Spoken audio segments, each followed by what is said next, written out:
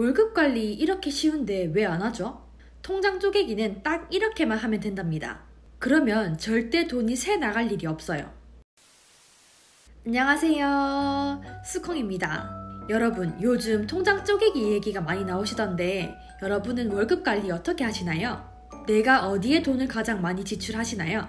혹시 나도 모르게 여기저기서 빠져나가고 있는, 새어나가고 있는 돈이 있지 않으신가요? 위의 질문에 단 하나라도 답변을 하지 못한다면 돈 관리를 제대로 하고 있는 것이 아닙니다. 직장인분들의 주요 수입원인 월급을 잘 관리해야 한다는 것은 필수 중의 필수인 거 아시죠? 내 월급 하나 제대로 관리 못하는데 재테크를 하겠다고 이것저것 하는 것은 옳지 못한 행동입니다. 아, 잠깐만. 통장 쪼개기에 대해서 무엇인지 처음 들어보시는 분들을 위해서 간략하게 먼저 설명드리겠습니다. 통장 쪼개기란 나의 돈 관리, 통장 관리, 월급 관리를 위해서 한 개의 통장이 아니라 여러 개의 통장으로 분리하는 것을 의미합니다. 그래서 오늘은 월급 관리 아주 쉽게 하는 방법, 돈 관리를 위한 통장 쪼개기에 대해서 알려드리려고 합니다. 필요 없는 것들은 다 빼고 핵심만 딱 쉽고 간결하게 알려드릴게요. 따라 하는데 어려운 거 하나도 없으니까 꼭 따라 해보시길 바랍니다. 이걸 알고 있으면 돈이 새 나갈 일을 전혀 없으며 여러분에게 무조건 도움이 되는 내용만 담아답니다. 우선은 우리가 월급이 들어오는 월급 통장은 다들 있으시죠? 주위에 보면 월급 통장 딱 하나만을 사용하는 사람들이 있던데 월급 관리를 하려면 최소 2개, 3개 통장은 가지고 있어야 합니다. 저도 사회초년생일 때는 월급 통장 딱 하나만을 썼거든요. 근데 이러면 안 됩니다. 한 곳에만 돈이 있으면 이 돈이 어디로 빠져나가는지 알기가 쉽지 않고 생각 없이 지출을 하는 경우가 많이 생기거든요.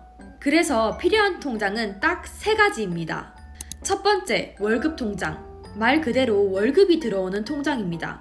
매달 일정한 날이 되면 우리의 소중한 월급이 들어오잖아요.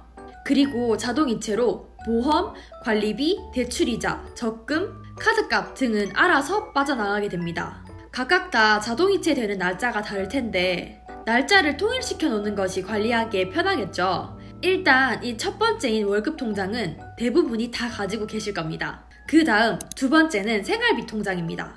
저는 월급날이 되면 정해놓은 일정 금액만 생활비 통장으로 이체를 합니다. 내가 정한 딱 생활비만큼만 이체를 하는데요. 그래서 이 생활비 통장으로만 한 달을 살아가려고 노력하는 것이 아주 중요합니다. 한 달 금액을 정해놓고 이체하는 것도 좋고 일주일 단위 금액을 정해놓고 매주 월요일에 이체하는 것도 좋은 방법이더라고요. 저도 때에 따라서 한 달 금액을 이체하거나 또는 일주일 단위로 금액을 이체하거나 그때그때 둘 다 잘 활용을 한답니다. 그런데 내가 만약 한 달 생활비 금액보다 그 이상으로 지출했다면 어떻게 해야 될까요? 그건 어쩔 수 없지. 이건 어쩔 수 없는 상황이었으니까. 이렇게 합리화하면 될까요? 아닙니다.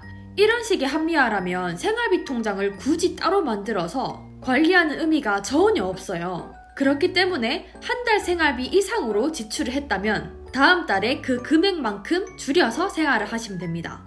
만약에 내가 한 달 생활비 예산이 40만원인데 이번 달에 45만원을 써버렸다. 그러면 5만원이 초과된 것이잖아요.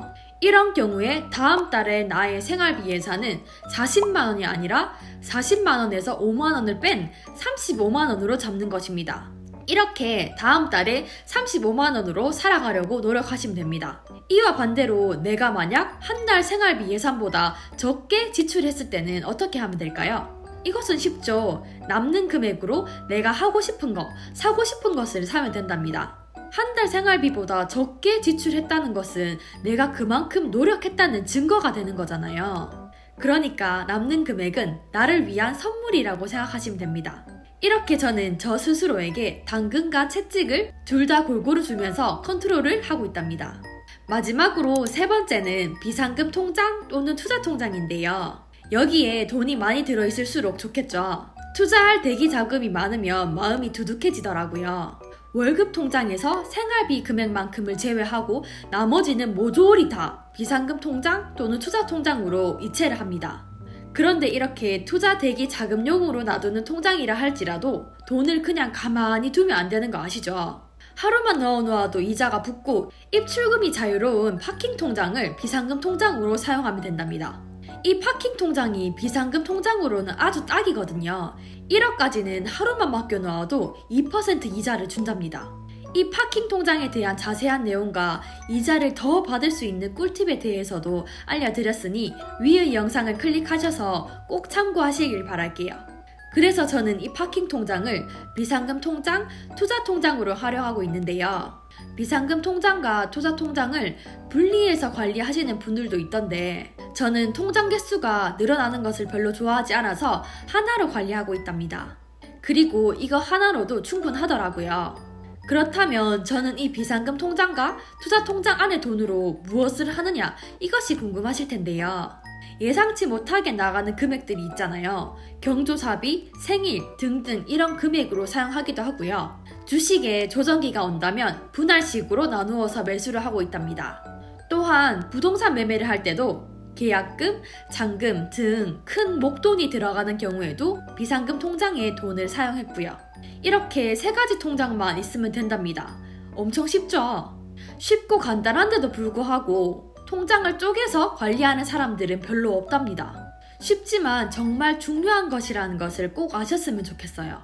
여기서 좀 더 나아가서 나는 절제가 잘 되는 사람이다 라고 생각되시는 분들은 2번 생활비 통장과 3번 비상금 투자 통장을 합쳐도 된답니다.